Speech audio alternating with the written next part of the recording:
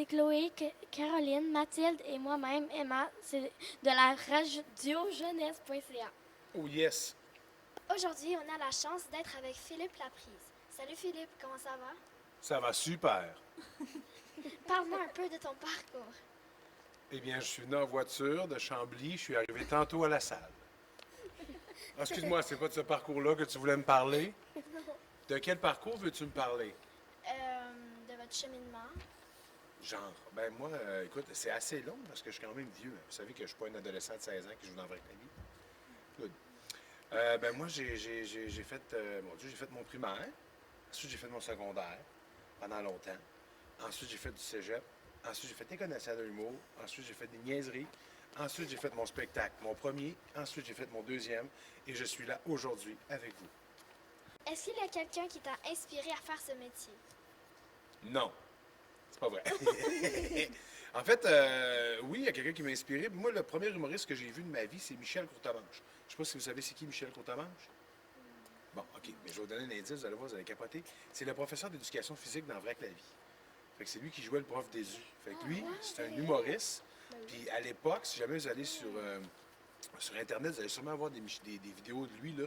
Il était drôle au bout. Moi, c'est le premier humoriste que j'ai vu de ma vie, c'était lui, c'était mon idole. Puis j'ai joué avec lui dans Vrac la vie. Fait que, tu sais, cette personne-là m'a inspiré beaucoup. Mais c'est sûr que moi, je suis quand même assez vieux. Fait que, tu sais, il y a Papa Maman, Jean-Michel Anctil, Mario Jean. C'est tous des humoristes, même Lise Dion, qui m'ont influencé, Louis-José. Tu sais, c'est tous des gens qui m'ont influencé. Tu sais. As-tu un rituel avant de monter sur scène? Oui, en fait, j'égorge un poulet et ensuite. Non, c'est pas vrai. C'est pas vrai, j'égorge pas de poulet. Non, ben en fait, j'écoute beaucoup de musique pour me mettre dedans, puis je dis beaucoup de niaiseries aussi, je parle, je réchauffe ma voix en faisant ça. Comme ça, c'est comme si j'avais l'impression que ça fait déjà 20 minutes que je parle aux gens quand j'arrive sur scène. Fait que je suis réchauffé, genre. C'est ça mon rituel, tu sais. Puis des fois aussi, j'écoute vraiment de la musique, mais tu sais, j'ai toujours la même routine. Je prends une douche à 7h20.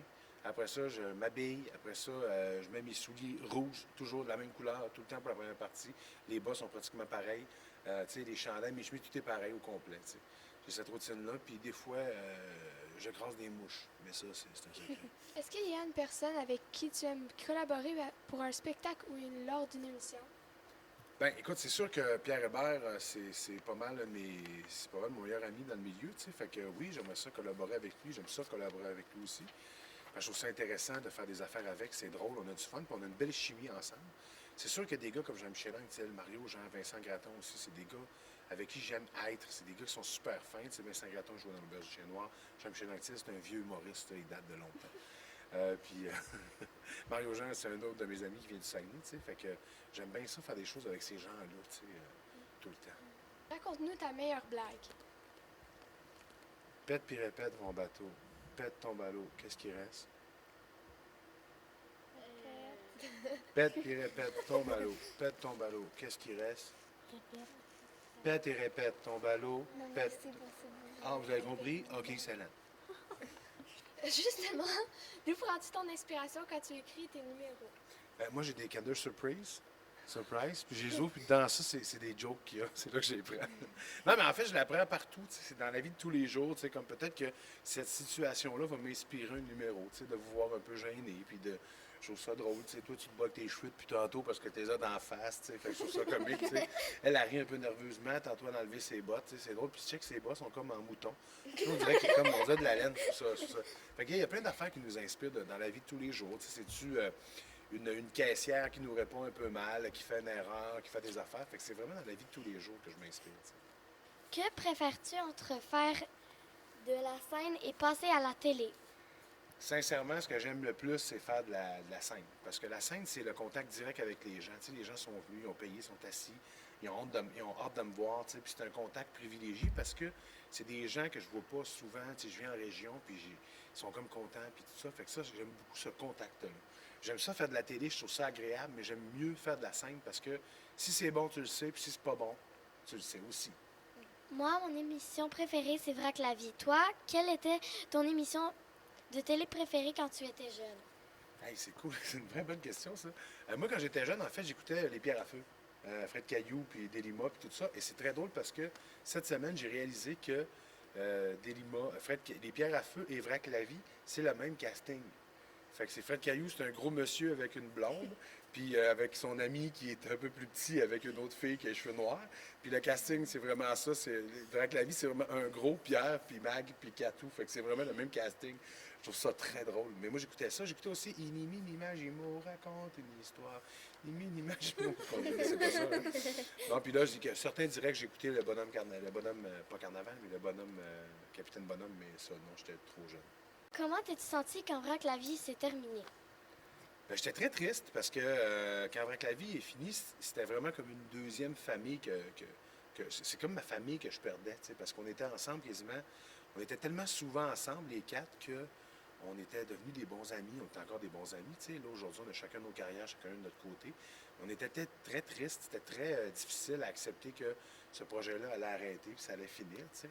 Puis, on se voit régulièrement encore, mais c'est ça. En même temps, c'est le fun d'arrêter des projets quand ils sont bons.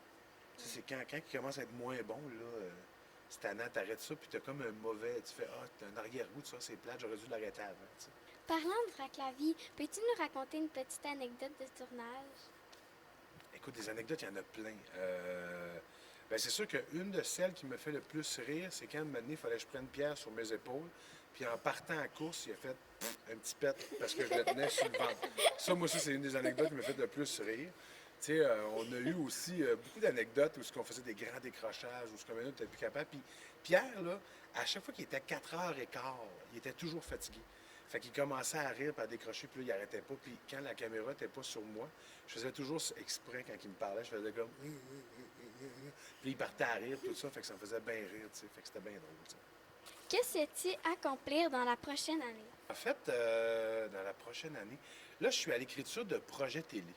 En fait, moi, personnellement, dans ma vie. Fait que j'essaie cette année d'écrire vraiment, de finir cette tournée-là, mon spectacle en ce moment, Plus sexy que jamais, pour faire un nouveau projet télé qui serait peut-être en 2018, dans ce coin-là, ou en 2017. Fait que je suis vraiment à l'écriture de 2 ou 3 projets télé en ce moment. Fait que je pense que c'est ça que je veux faire cette année. Puis, vu que je vais avoir 40 ans cette année, je vais faire un voyage aussi pour mes 40 ans. À quoi peuvent s'attendre les spectateurs en venant voir ton spectacle Plus sexy que jamais? À rien! Non, c'est pas vrai. Non, OK. En fait, mon spectacle, il est très accentué sur... Moi, ce que j'aime, c'est faire...